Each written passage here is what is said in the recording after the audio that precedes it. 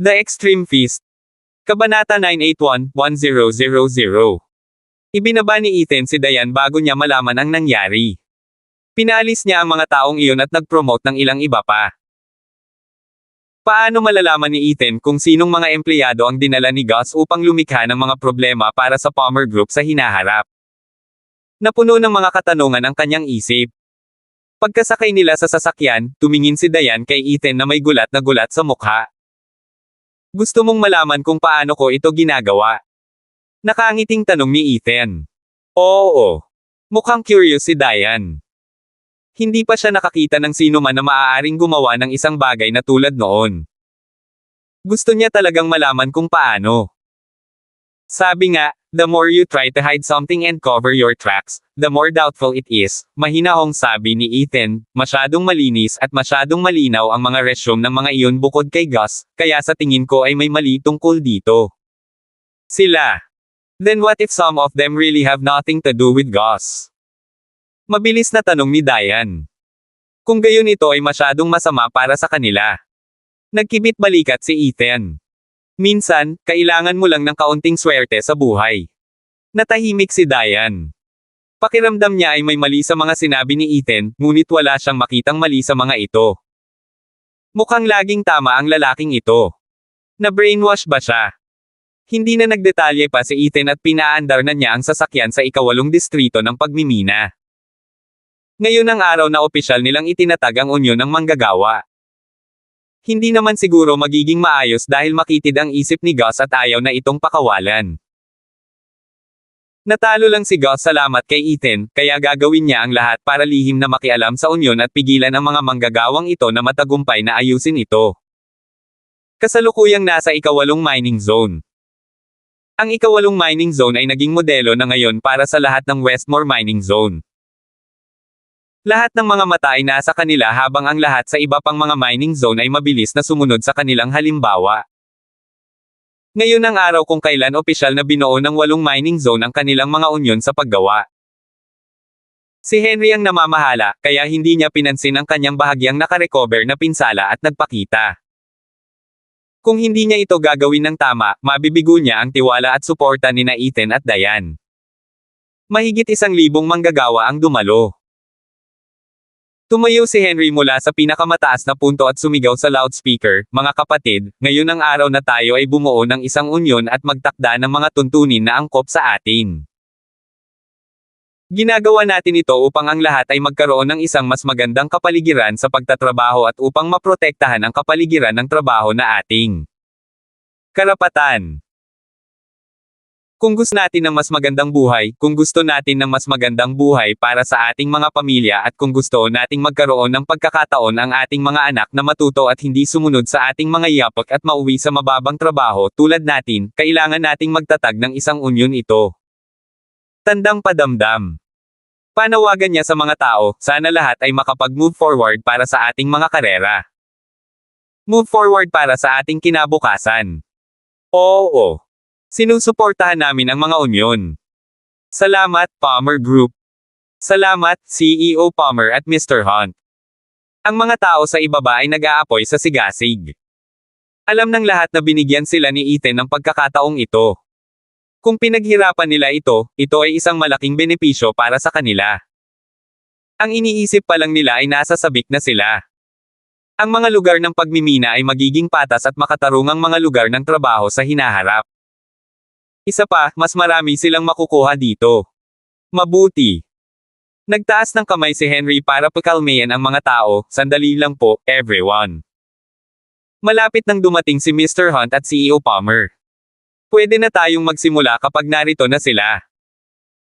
Batay sa pagkakasunod-sunod ng mga pangyayari, pagkatapos na mabuo ang unyon, kailangang mahalal ang isang kinatawan na partikular na hahawak sa lahat ng mga gawain ng unyon. Dapat magpasya sina Ethan at Diane kung paano magaganap ang halalan, ang mga pamantayan, at kung sino ang iboboto. Agad na pumasok si Ethan at agad namang ginawa ng paraan ng mga tao ang sasakyan niya. Kabanata 982. Mr. Hunt and CEO Palmer are here. Please make way everyone. Please make way. Mabilis na tumakbo pababa si Henry para salubungin sina Ethan at Diane na tuwang-tuwa. Kung nagawa nilang magtatag ng unyon ngayon, darating ang mga magagandang araw para sa kanila. I see everyone here, nakangiting sabi ni Ethan habang lumilingon sa paligid at marahang tumango. Pagkatapos ay hinawakan niya ang kamay ni Diane at naglakad patungo sa pinakamataas na punto ng conference room. Umupo doon sina Diane at Ethan at sinenyasan si Henry na magpatuloy. Umubo si Henry ng ilang beses bago kinuha ang loudspeaker at sumigaw, "Mr. Hunt and Miss Palmer are here, so let's start." Sandali lang. Sigaw ng isang tao sa crowd bago pa nakapagpatuloy si Henry. Lumingon si Henry at sinabing, "Yeah. Paano kami magdedesisyon sa mga pamantayan ng unyon at ng mga kinatawan nito? Wala kaming alam dahil hindi mo pa sinabi sa amin. Paano ang halalan?" Sabi ng boses sa sobrang lakas na maririnig sa conference hall. Mas malakas pa sa speakers ni Henry. Ang mga pamantayan ay itinakda, habang ang lahat ng mga detalye ay kailangan pa ring pag-usapan. Pero dahil wala tayong oras, kailangan muna nating bumuo ng isang unyon. Ang dalawang bagay na ito ay hindi exclusive sa isa't isa, direktang pahayag ni Henry. Sa katotohanan, karamihan sa mga tao ay may ideya kung sino ang gusto nilang ihalal bilang pinuno ng unyon. Ito ay dapat na isang tao na ang mga salita ay umimik, isang taong makokontrol sa kanila at may malakas na presensya. Kung hindi niya malutas ang anumang mga isyu sa ngalan nila, walang saysay na hilingin sa taong ito na kumatawan sa kanila. Paanong hindi sila nagkakasalungatan? Paano kung manipulahin mo ang eleksyon? Biglang sabi ulit ng boses. Sinabi namin na ito ay isang patas na laban at ang lahat ay katanggap-tanggap bilang isang kandidato. Ngunit bakit tayo gumagawa ng mga unyon ngayon? Hindi ba tayo masyadong advanced? Gayun din, ang pinuno ng unyon ay magkakaroon ng akses sa maraming benepisyo. Sino ang nakakaalam kung kukuha siya ng kaunti para sa kanyang sarili? Ang boses na ito ay patuloy na naging mas exaggerated habang sinabi niya, lahat ay nakinig sa iyo para sa hustisya, ngunit ngayon ay nagsisimula kang maging hindi patas. Nagtayo ka ng isang unyon para sa iyong sariling kapakanan at umaani ng higit pang mga benepisyo, tama ba? Galit na galit si Henry. Binalaan siya ni Ethan na tiyak na magkakaroon ng gulo, ngunit hindi niya inaasahan na magkakagulo ang mga tao bago pa man sila magsimula. Naging maingay ang mga tao. Walang gustong mapagsamantalahan. Kung nawala na ang hustisyang gusto nila at lahat ng napagkasunduan nila ay mapupunta sa bulsa ng ibang tao, ano pa nga ba ang silbi ng pagiging madamdamin? Shut up! Shut up! Malakas na sigaw ni Henry, hindi ito ang iniisip mo. Magiging patas ang ating unyon. Ang nahalal na kinatawan ay isang taong kahanga-hanga. Hindi siya napili dahil sa personalidad. Paano mo mapapatunayan? Laminggalinga ang taong iyon at nakitang unti-unti nang nabubuli ang mga tao. Kaya tumayo siya para itagilid ang ulo at sumigaw ng malakas, "Tell us. Are you on the list of candidates?" Si Henry ay hindi naging isang mahusay na tagapagsalita. Pakiramdam niya ay may humawak sa takong niyang Achilles dahil isa siya sa mga kandidato. Pero si Ethan ang nag-nominate sa kanya kahit gusto niya itong tanggihan. Iginiit ni Ethan na siya ay karapat-dapat na maging isang kinatawan ng unyon. Namula ang mukha niya. Saglit siyang natahimik. Tama ako, hindi ba? Tumawa ng malakas ang lalaki, anong madugong unyon? Ginagamit lang nila tayo para sa kanilang sariling kapakanan. Tutol ako sa halalan ng unyon na ito. Walang ibig sabihin ang pagtutol mo. Biglang sabi ni Ethan bago magingay din ang ibang tao. Bagamat hindi malakas ang tunog, nakakagulat ito na nanginginig ang lahat ng eardrums nila. Kabanata 983. Umupo si Ethan doon at tumingin sa lalaking mariing tumanggi habang sinasabing, walang ibig sabihin ang pagtutol mo. Wala kang karapatang tumanggi. Ano ang sinabi mo? Nagdilim ang ekspresyon ng lalaki. Ano ang ibig sabihin ni Ethan sa pagsasabing wala siyang karapatang tumanggi? Tila agad na pinigilan ni Ethan ang lahat ng kaguluhang ginawa niya sa karamihan sa pamamagitan lamang ng mga salitang ito. Bakit hindi ako makalaban? Hindi mo ba sinasabing bumuo ka ng unyon para sa kapakanan ng mga manggagawa? Bakit wala akong karapatang hindi sumang-ayon? O sinasabi mo na pukana lang ito ng Palmer Group para kontrolin at alipin tayo ng mas mahusay? Gaano ka naiiba sa Black Star Mining? Malakas na sigaw ng lalaki habang walang basehan ang mga akusasyon. Gusto lang niyang sisihin si Ethan sa lahat.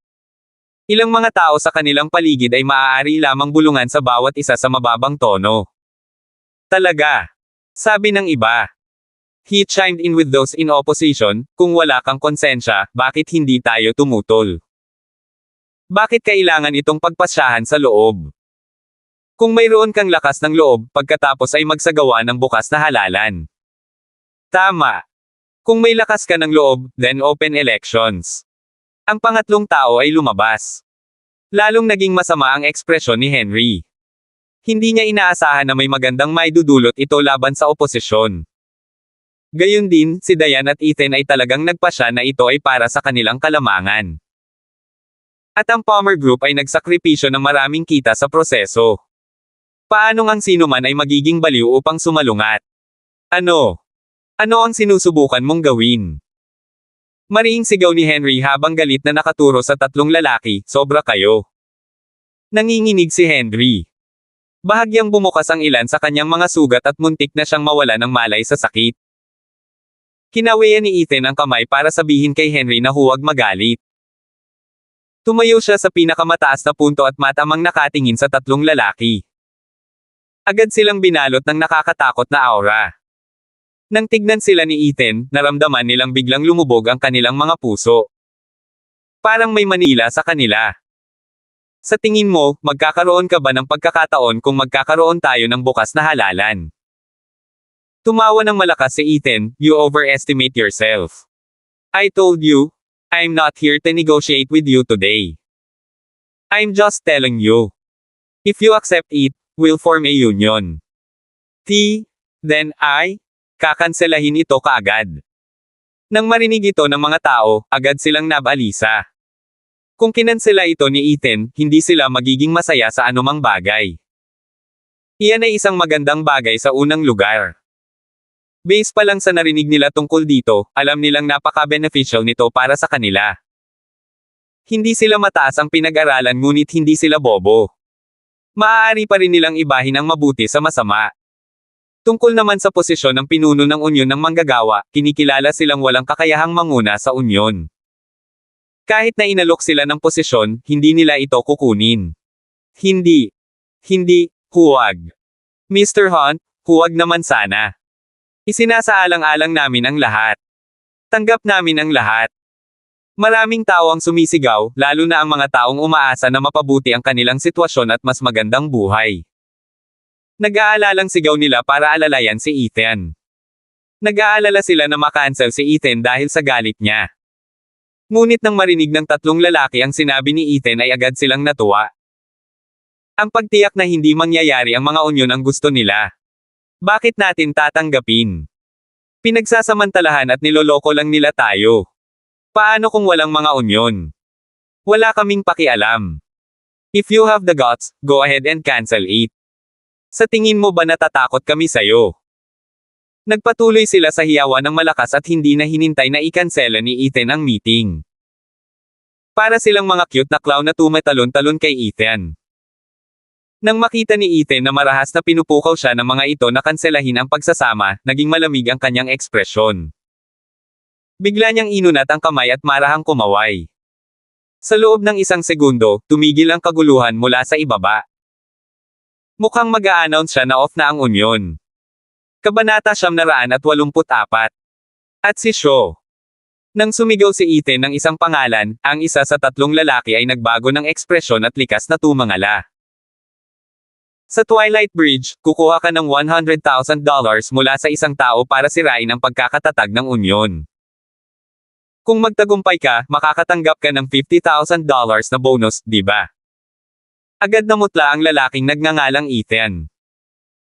Lou Archer, binigyan ka ng isang bag na naglalaman ng $100,000 sa Blackstone Street, tama ba?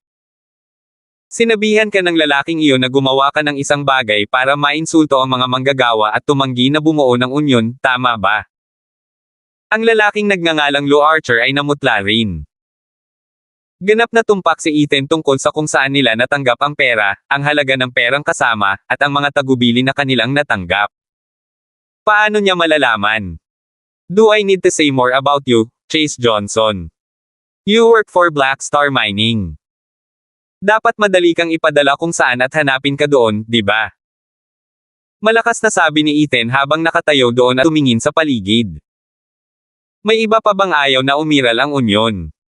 Umalis ka na. Malapit na kayong mawala. Agad na natuwa ang mga tao. Walang makakaisip na ang taong sumigaw ng pinakamalakas ay sadyang sinira ang pagkakabuo ng unyon. Paano nila magagawa ang isang bagay na iyon? Sila ay tumanggap ng suhol para saktan ang kanilang sariling mga tao. Hayop sila. Sa isang iglap, napalibutan silang tatlo. Lahat sila ay pinandilatan ng galit at halos gusto na silang patayin. No. No. Huwag kang makinig sa kalokohan niya. Huwag kang maniwala. Sigaw ni Lou Archer. Sinira niya tayo. Sinabi ko lahat yan para sa ikabubuti ng lahat. Yeye, he's just trying to sow discord. This is one of their plots. Don't be fooled. Sigaw din ng dalawa pang lalaki ng malakas. Habang papalapit sa kanila ang mga manggagawa, naramdaman nilang nanunuyo ang kanilang lalamunan sa pagkabalisa. Ikaw Archer. Biglang naghiwalay ang mga tao. Tumakbo si Henry at sinugod siya. Tapos tinaas niya yung kamay niya at sinampal siya ng malakas sa mukha. Galit siyang sumigaw, hindi ito maaaring mangyari. Hayop ka. Hindi ka tao. Galit na galit si Henry, nung wala kang makain, dinala ka namin sa mining zone at pinakain ka. How could you be so ungrateful? How could you destroy our dreams for money? Hayop ka. I will beat the hell out of you. Hindi na nakatiis si Henry at sinimula na silang suntukin at sipain. Walang humakbang para pigilan siya at ang ilan ay hindi rin nakatiis na tamaan sila. Mabilis na inilibing ng mga tao ang tatlong lalaki. Maliban sa kanilang mga hiyawan sa sakit, wala nang ibang maririnig mula sa kanila. Ilang sandali pa bago naghiwalay ang mga tao. Ang tatlong lalaki ay nakahiga sa lupa na namamaga ang mga mukha habang umaangal sa sakit, ngunit walang naawa sa kanila.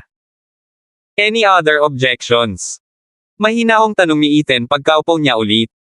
Mayroong dagat ng katahimikan. Sino ang naglakas loob na tumanggi? Ang unyon na ito ay isang magandang bagay mula sa simula at mayroon silang Palmer Group at Dayan upang pasalamatan para sa kanilang pakikiramay. Kung tatanggihan nila ito ay katulad ng pagbulag sa kanilang mabuting hangarin. Galit sila dahil halos sirain na ng mga masasamang tao ang lahat.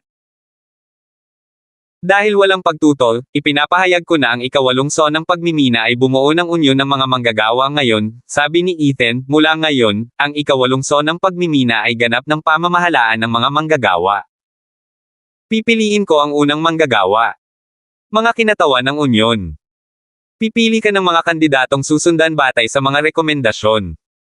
Magbabago ang mga kinatawan kada 2 taon. Nilinggan niya si Dayan. Pagkatapos ay tumayo siya at tumingin sa mga manggagawa na may liwanag sa kanyang mga mata. Napagpasyahan kong mamuhunan ng 30% ng mga kita ng ikawalong sona ng pagmimina upang mapabuti ang iyong buhay. Nang matapos magsalita si Dayan, napuno ng luha ang mga tao sa ibaba. Naantig sila kaya kinilig sila. Kabanata 985. Ang ilan sa kanila ay hindi napigil ang umiyak. Wala pa silang nakilalang amo na ganito. 30% ng kita. Ito ay kabilang sa Palmer Group sa simula. Ang Palmer Group ang nagbigay sa kanila ng mga trabaho, nagbayad sa kanila, at nagbigay sa kanila ng pag-asa na mabuhay. At ngayon ay gusto pa nilang bigyan sila ng pera upang mapabuti ang kanilang buhay. Napakahusay ng Palmer Group na hindi nila alam kung ano ang sasabihin. I have allocated the money for several purposes. Some will be given as your bonus. The other part will be used for scholarships to help your children complete their study. Nang matapos magsalita si Dayan, nagkagulo ang lahat. Tuwang-tuwa sila kaya hindi nila alam ang isasagot. Bukod sa mahigpit nilang naikuyom ang kanilang mga kamao, hindi sila makapagsalita. Tunay na good Samaritan si Dayan. Nais niyang bigyan sila ng mga bonus at scholarship para ma-motivate din ang kanilang mga anak. Yun talaga ang inaasahan nila. Ang ikatlong bahagi ay lalaan sa mga manggagawa para sa insurance. Ang huling bahagi ay gagamitin upang magtatag ng mga night school at kumuha ng mga guro upang makatulong na mapataas ang iyong antas ng edukasyon. Sa lipunang ito, kailangan mo ng higit pang kaalaman upang mabuhay, malinaw at seryosong wika ni Diane. Ang ilan sa kanila ay hindi napigil ang lumuhad at umiyak ng malakas. Ang mga mas matanda na ay may namumuong luha sa kanilang mga mata. Alam nilang ito ang pinakamahusay na magagawa ni Diane para sa kanila. Ang Palmer Group ay hindi lamang nagbibigay sa kanila ng kita, kundi pati na rin ng pag-asa. Salamat, Palmer Group. Salamat, Palmer Group. Salamat, Miss Palmer. Salamat. Salamat. Hindi napigilan ng mga tao ang kanilang pasasalamat. Ngunit bukod sa pasasalamat sa kanya, wala silang mahanap na ibang salita para ipahayag ang kanilang pagpapahalaga. Namula ang gilid ng mata ni Diane. Mabilis siyang tumakbo pababa at tinulungan ang nakaluhod na mga tao na makatayo. Don't do that. Actually, there's no need for that. I just want to help you. Every little thing counts, medyo paos ang boses niya. Pagkatapos ng ating mga anak ay lumaki at makatapos ng pag-aaral, maaari silang bumalik sa Westmore upang itayo ito at baguhin ito. Hindi ba maganda iyon? Magkakaroon ng suporta para sa parehong matanda at bata. Kung lahat ay magsisikap, darating ang araw na iyon. Sigurado. Pinalibutan ng mga tao si Diane na para bang isa siyang mabait na Diyosa. Siya ay karapat-dapat sa paggalang at paghanga. Nakatayo roon si Ethan, nakangisi habang pinagmamasdan ang lahat. You are also my goddess, mahina niyang sabi sa kanyang puso. Hindi sigurado si Diane kung paano siya lalabas sa 8th mining zone. Pinalibutan siya ng mga lalaki habang nilalakad siya papunta sa pinto. Marami sa kanila ang nagpasalamat sa kanya at mas lalong umiyak sa buong paglalakbay doon. Wala pang nakarana sa kanila ng ganito dati. Umiiyak din si Diane habang umaalis. Siya ay sensitibo sa simula, kaya hindi niya napigilan ang sarili. Umupo siya sa kotse at gumamit ng maraming tisyo para panasan ang kanyang mga luha, ngunit hindi niya napigil ang umiyak. I did something of my own accord, but it made them very grateful. Karapat-dapat ba ako para doon? Nararapat sa iyo iyan. Inunat ni Ethan ang kanyang kamay para panasan ang mga luha sa gilid ng kanyang mga mata. Stupid girl, ito ay isang magandang bagay, kaya bakit kayong lahat ay umiiyak? Hindi ko mapigilan ang sarili ko. Sabi ni Diane. Siyempre, alam niyang ito ay isang mabuting gawa. Ngunit nabigla siya sa nakakaantig na kapaligiran at hindi niya napigil ang umiyak. Ano bang masama sa pag-iyak? Karapatan ng babae yan. Tumawa ng malakas si Ethan habang hinahaplos ang buhok ni Diane. Pagkatapos ay hinatid niya ang mga ito pabalik sa hotel upang magpahinga ng walang sabi-sabi. Sa ngayon, kumalat sa pandinig ni Gus ang balita na matagumpay na nakabuo ng unyon ang ika-8 mining zone. Kabanata 986. Galit talaga siya. Sino ang may pakialam sa pagiging gentleman o pagiging pino ngayon? Itinaas niya ang mesa sa harapan niya at binasag ang tea set sa ibabaw nito. Kumpol ng mga walang kwentang tao. Walang kwenta kayong lahat. Ang lahat ng mga plano na ginawa niya ay ganap na nawasak. Mag-isang inalis ni Ethan ang lahat ng tinatawag na mga pukana. Wala man lang siyang lakas para makaganti. Nawala niya ang kumpanya at hindi niya napigilan ang pagbuo ng unyon sa ika-8 sona ng pagmimina. Napakabilis, ang lahat ng iba pang mga sona ng pagmimina ay susunod at bumuo ng mga unyon.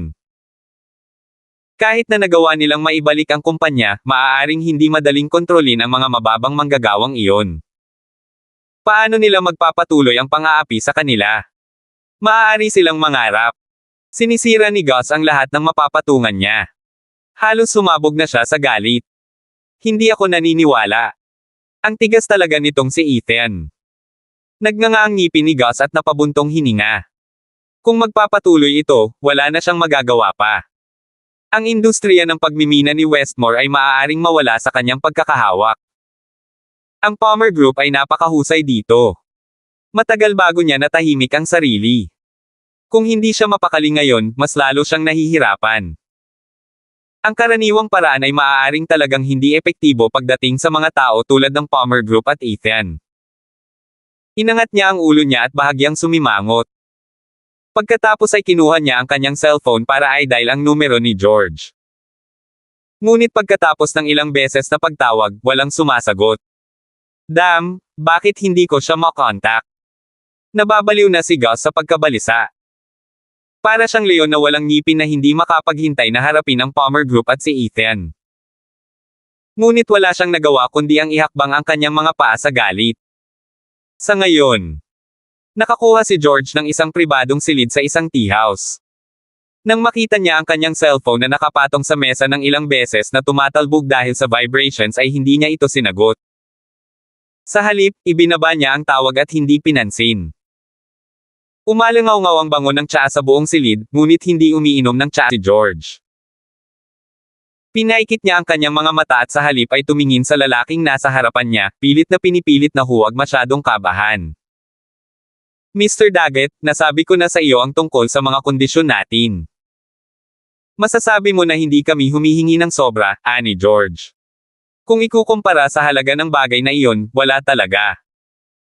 Umupo si Anton Daggett sa tapat niya habang nakadiin ang kanyang sombrero para walang makakita ng malinaw sa kanyang mukha. Tanging mga gilid lamang ng kanyang mukha ang malinaw na nakikita habang naglalabas siya ng matalas na aura. Sigurado ka bang nandyan ang hinahanap ko? Sabi ni Anton sa baritonong boses. Sigurado ako. Misteryosong ngumiti si George habang tumatango. There's a note indicating that it is what you're looking for. Isa pa, hindi nabuksan, kaya nananatiling buo ang laman nito. I've sealed the place ever since, kaya walang ibang nakakaalam tungkol dito. Nagpatuloy si George, kung gusto ni Mr. Daggett, then we can talk about it slowly. Sana maging kaibigan ko rin si Mr. Daggett. Hindi umimik si Anton Daggett. Dahan-dahan niyang itinaas ang ulo niya. Matalim ang kanyang mga mata kaya medyo kinilig si George. Mukhang lilipat si Anton Daggett at papatayin siya sa isang iglap. Pero mas alam ni George na hindi siya papatayin ni Anton nang hindi nakukuha ang gusto niya. Bukod dito, wala siyang hiniling na kapalit. Para sa kanila, ito ay isang bagay na maaari nilang ibigay ng random. Hindi siya nang ahas na maging sakam dahil ang kasakiman ay maaari pumatay ng tao. Kabanata 987. Pagdating sa negosasyon, ang leverage ang lahat.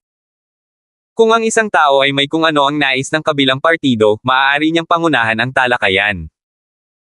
Kinuha ni George ang teacup at humigop ng konti habang hinihintay ang sagot ni Anton Daggett.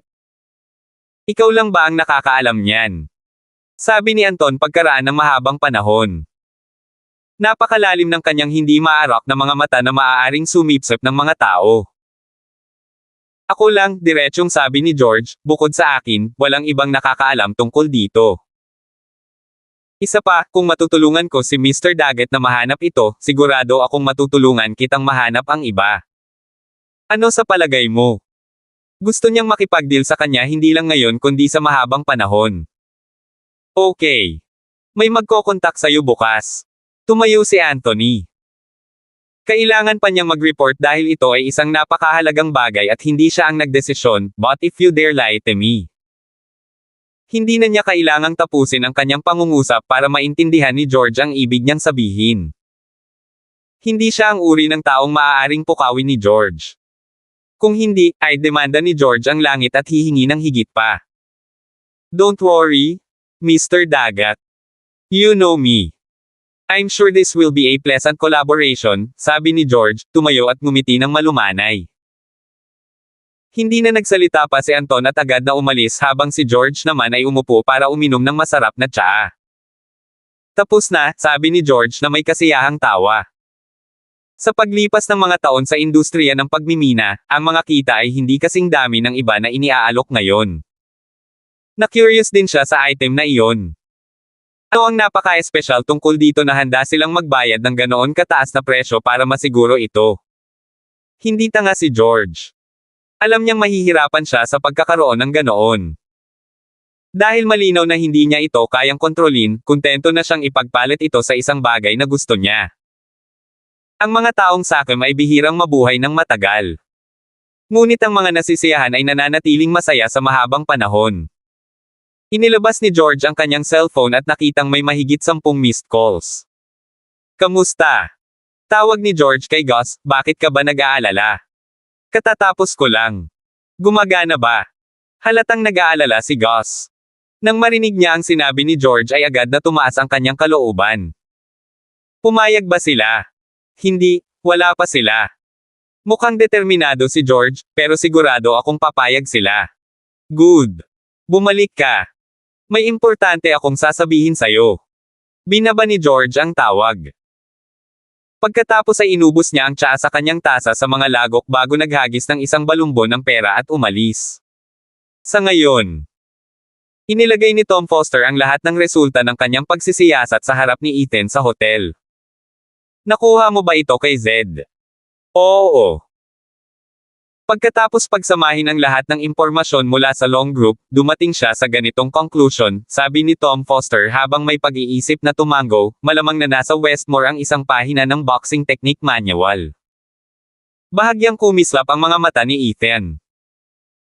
Ang impormasyon ng long group ay nagpapahiwatig na ang isang pahinang manual ng mga diskarte sa boxing ay maaaring nasa Westmore. Iyon ang dahilan kung bakit gumawa sila ng mga plano upang kontrolin ang industriya ng pagmimina ng Westmore. Wala sila para sa pera.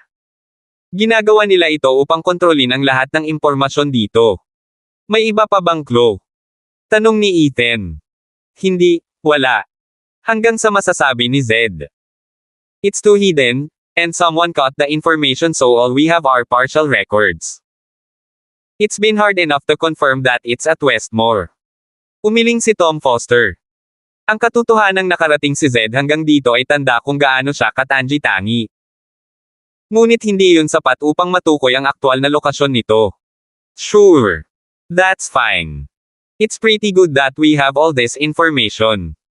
Kunin mo si Zed para ipagpatuloy ang investigasyon. Ipaalam sa akin kapag narinig mo na siya. Kabanata 988. Sige. Tumayo si Tom Foster para umalis. Nakatulog si Diane sa kwarto. Hapoy na siya sa pag-iyak at hindi alam ni Ethan kung matatawa ba siya o maiiyak. Ang babaeng ito ay patuloy na umiiyak kahit may nagawa siyang kabutihan. Sobrang naantig siya kaya walang tigil siyang umiyak at umiyak sa sarili hanggang sa makatulog. Pumasok si Ethan sa kwarto para kunin ang kumot na sinipa ni Diane. Tinulungan niya itong isukbit pabalik at umupo sa tabi ng kama habang tahimik na sinasamahan siya. Tiningnan niya ang mukha ni Diane at pinag-isipang mabuti kung naalis ba niya ang anumang problema sa tagal niya rito.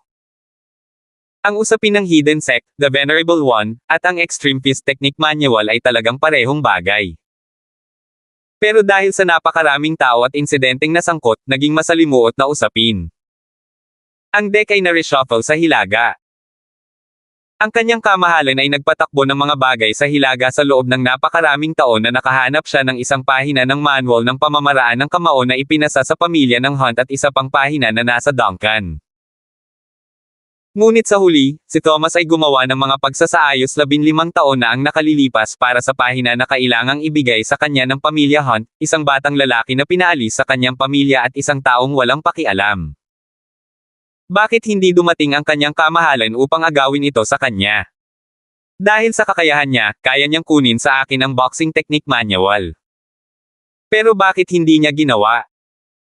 Nakipagpalitan ng suntok si Ethan sa kamahalan kanina at sigurado siyang napakalakas ng kanyang kamahalan at nakaagaw pa sa sarili.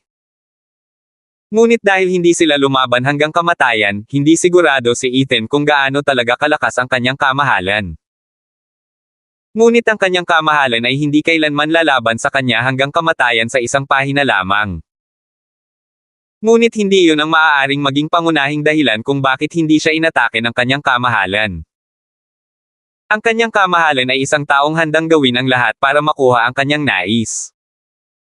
Kahit anong gawin mo, lagi kitang pipigilan, sabi ni Ethan sa puso. Iniunat niya ang kanyang kamay at hinawakan ang noo ni Diane na may paglalamang sa buong mukha. Kapag nalutas na natin ang lahat ng problemang ito, hindi na natin kakailanganing maghiwalay muli. Araw-araw tayong makakasama. Mas mabuting huwag mo na akong hanapan ng abala. Kahit mahimbing na natutulog si Diane, katutubo niyang iniunat ang magkabilang braso para yakapin ang braso ni Ethan. Ang nakaka-relax na ekspresyon sa kanyang mukha ay nagpahayag ng kaligayahan at isang pakiramdam ng seguridad. Sa kabilang dulo. Pagdating ni George sa suburban villa, hindi na makapaghintay si Gus.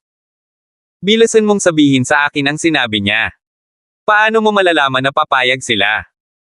Napagtanto ni Gus na bagamat katatapos lang niyang mawala sa kumpanya, isa na itong pagkakataon para maibalik niya ang mga bagay-bagay. I think they really want it. And how badly do they want it? Maingat na sabi ni George, napakasama kung handa silang gawin ang lahat. Nanginginig si Gu. Naghinala ako na ang mga makapangyarihang pamilya sa Hilaga ay nawala, at maging ang Long Group ay nalipol dahil dito. Mukhang nagdududa si Gus. Paano kaya iyon? Ang Long Group ay nasangkot muli sa isyong ito. Gus, maaaring hindi ka maniwala sa akin dahil wala akong ebidensya na magpapatunay sa aking sarili. Ngunit sinuri ko ito at napatunayan ngayon, sabi ni George, hindi mo nakita ang hitsura sa kanyang mga mata. Buhay! Nakakatakot iyon. Hindi umimik si Gus. Pagkatapos ng mahabang katahimikan, sa wakas ay inayos na niya ang sarili at nagmamadaling sinabi, kung ganoon. Paano ang bagay na iyon? Nasaan na? Sa tingin ko ay dapat nating ilipat ito sa ibang lugar ng mabilis. Maaaring hindi ligtas na panatilihin ito sa atin. Napagtanto ni George na maaaring makaakit siya ng problema sa pagkakaroon nito. Alam din niya ni Gus. Sa ikawalong mining zone. Napadilim ang mukha ni Gus sa sinabi ni George. Ikawalong mining zone. Nawala na sila. Kabanata 989. Saan mo naman sinabi yan? Malakas na sabi ni Gus habang nakatayo at nakatingin kay George. Saan mo sinabi ang bagay na iyon? Sa ikawalong mining zone. Anong nangyayari? Natigilan si George. Anong masama doon? Ang buong industriya ng pagmimina ng Westmore ay ganap na nasa ilalim ng kanilang kontrol. Dahil sa kanila ang lahat ng Westmore, hindi mahalaga kung nasaan ito. At saka, walang nakakaalam ng eksakto dahil itinago niya ito sa ganoong lugar. Kung hindi sinasadyang hamukay ng mining hole ang kanilang mga minero, hindi nila matutuklasan ang libingan na nakatago sa kailaliman ng minahan. Noong unang narinig ni George ang tungkol dito, itinago niya ang balita at hindi niya hinayaang kumalat ito. Napaka-normal na makahanap ng mga libingan sa proseso ng pagmimina. Kaya karamihan sa mga tao ay hindi mag-iisip tungkol dito at isipin na lamang ito bilang malas. Sinubukan pa niyang kalimutan ang tungkol dito, para hindi mapuko ang patay na espiritu. Napansin ni George na lalong nagiging masama ang ekspresyon ni Gus kaya agad siyang nabalisa. Tell me. May mali ba? Natalo na tayo, mahinahong sabi ni Gus. Anong ibig mong sabihin na wala tayo? Nag-aalalang tanong ni George. Nawala na natin ang 8th mining zone, sabi ni Gus na may maputlang mukha, at nawala din tayo sa Black Star Mining. Napatulala namang tumingin si George kay Gus. Akala niya nagbibiro siya. Wala na ang buong kumpanya. Siguradong baliw siya. Anong sinabi mo lang? Alam mo ba ang sinasabi mo? Malakas na sigaw ni George, ginawa ba ito ng tanggang Diesel na iyon? Laging inaalagaan ni Diesel ang kumpanya dahil ito ang uri ng gawain na nangangailangan ng kaunting trabaho sa utak. Ang kailangan lang niyang gawin ay manatili sa tuktok ng kumpanya at ng mga empleyadong iyon. Siya at si Gus ang bahala sa lahat. Sana hindi nagkamali ang bastos na si Diesel. Nasa kulungan si Diesel, sabi ni Gus, ginawa ito ng Palmer Group. Pangkat ng Palmer. Nandito ang mga kinatawan ng Palmer Group. Binawi nila ang kumpanya at ngayon ang buong Black Star Mining ay sa kanila, kasama na ang 8th mining zone. Natanggal din ako, sabi ni Gus. Huminga siya ng malalim at nagpatuloy sa nanginginig na boses, ganon din sayo. Na-dismiss ka na. Wala na tayong kinalaman sa 8th mining zone. Kaya baka hindi na tayo makapasok. Ano? Nagmura si George habang tumatayo. Paano mo sila nabigyan ng kumpanya? Ayaw magsalita ni Gus. Siya ay umalis na may sapat na paghahanda at nagplanong ipagpaliban ang Palmer Group. Kaya, habang wala si George upang tapusin ang kanilang negosyo, maaari niyang hawakan ng mahigpit ang mga paghahari ng kumpanya. Ngunit si Ethan ay napaka-unconventional sa kanyang mga pamamaraan at ganap na sinisira ang kanyang mga plano. Hindi niya talaga makontrol ang sitwasyon kapag naging ganito. Dapat nating bawiin ang ikawalong sona ng pagmimina. Sabi ni George, hindi na natin kailangang abalahin ang mga natitirang minahan sa ngayon, ngunit kailangan nating bawiin ang ikawalong minahan. Kapag hindi natin ito nabawi, kung gayon, mapapahamak tayo. Biglang kinilig ng husto si Gus. Don't you dare forget kung anong klaseng mga tao ang pinagtatrabahuhan natin. Malupit sila, parang grupo ng mga lobo. Kapag hindi natin tinupad ang ating pangako, tiyak na papatayin nila tayo. Isang mabangis na ekspresyon ang lumitaw sa mukha ni George. Ang masayang balita ng kanilang pagtutulungan ay mabilis na lumaki sa takot. Hindi nila kayang masaktan ang mga taong iyon. Bago umalis si Anton, lalo niyang sinabi na kung magsisinungaling sila sa kanila. Bagaman hindi niya tinukoy ang mga kahihinatnan, alam ni George na ang kamatayan lamang ang naghihintay sa kanila. Kabanata 990. Namutla ang mukha ni Gus hanggang sa halos wala ng kulay. Hindi maiwasang manginig ang mga paa niya habang tumatayo. Malinaw niyang napagtanto ang bigat ng sitwasyon. Ngunit ang mga bagay ay umabot na sa yugtong ito, at si Ethan mula sa Palmer Group ay hindi madaling harapin. Kung gusto ng Palmer Group na magkaroon ng ikawalong mining zone para sa kanilang sarili, malamang na hindi matatapos ng ganoon kabilis ang proseso. Ang handover lang ay magtatagal. At saka, ang mga minero na iyon ay hindi madaling kontrolin gaya ng tila, George. Inaliw ang sarili. They're forming a union and will organize themselves. Even the Palmer Group will not interfere, so we can. Bago natapos ni George ang kanyang pangungusap, tinapunan niya ng matalim na tingin si Gus. Gustong-gusto niya itong hampasin ng husto. Ilang araw lang siyang nawala at naging ganun na. Paano niya bigyan ng pagkakataon ang mga manggagawa na bumuo ng unyon? Gus! Sigaw ni George, gusto na kitang patayin. Halos malagutan na siya ng hininga. Hindi umimik si Gus. Siya ay tunay na responsable para sa mga bagay na nagiging ganito. Ngunit huli na para sabihin ang anumang bagay ngayon at mas mahalaga na malutas ang kanilang mga problema. Stop nagging. Paano tayo babalik sa 8th mining zone? Kapag na-reclaim na nila ang ikawalong mining zone at nakuha ang kailangan nila, maaari na nilang ibalik ang mga bagay-bagay. Kung hindi, Palmer Group at ang mga taong iyon ay gusto silang patayin. Agad na nakaramdam ng pagkadismaya ang dalawa. Kinalma ni George ang sarili. Kahit napatayin niya si Gus ngayon, hindi nito malulutas ang kanilang mga problema. Kailangan nilang makuha ang ikawalong sona ng pagmimina sa lahat ng halaga. Hanggat binawi nila ang ikawalong sona ng pagmimina at itinigil ang kanilang pagtatapos ng kasunduan, ang industriya ng pagmimina ng Westmore ay patuloy na magiging kanila. Walang paraan na maagaw ito ng Palmer Group sa kanila. Ngunit ano ang dapat nilang gawin ngayon? Itinaas ni George ang kanyang ulo at sinabi, kung gusto nating bawiin ang ikawalong mining zone, maaari lamang tayong makipag-ayos sa Palmer Group. Sa karamihan ay maaari nating bilhin ito mula sa kanila at maaari nilang gawin ang anumang hinihiling na gusto nila. Kaya sumasang-ayon ako. Siguradong papayag sila. Bakit mo naman nasabi? We've worked at Westmore for years, so it's up to decide. Kahit pa ang Palmer Group ang kunin ang kumpanya, hindi sila makakatayo sa sarili nilang mga paa. Hindi sila nag-organisa ng unyon para sumuko sa mga manggagawa, ngunit sa pag-asang makakuha sila ng tulong. Hindi madaling pakitunguhan ang mga mababang manggagawang iyon. Kung ang Palmer Group ay sapat na matalino, malalaman nila na ang pangangalakal ng mga asset na ito para sa cash ay isang mas mahusay na deal. Kung hindi, ang Westmore ay magiging isang pabigat, at ang Palmer Group ay magdaranas ng malaking pagkalugi. Makipag-ugnayan sa Palmer Group at sabihin sa kanila na kami ay interesado sa pagbili ng ikawalong mining zone. Hindi, magdagdag ng ilan pa habang ikaw ay nasa ito, sabi ni George. Huwag silang maghinala.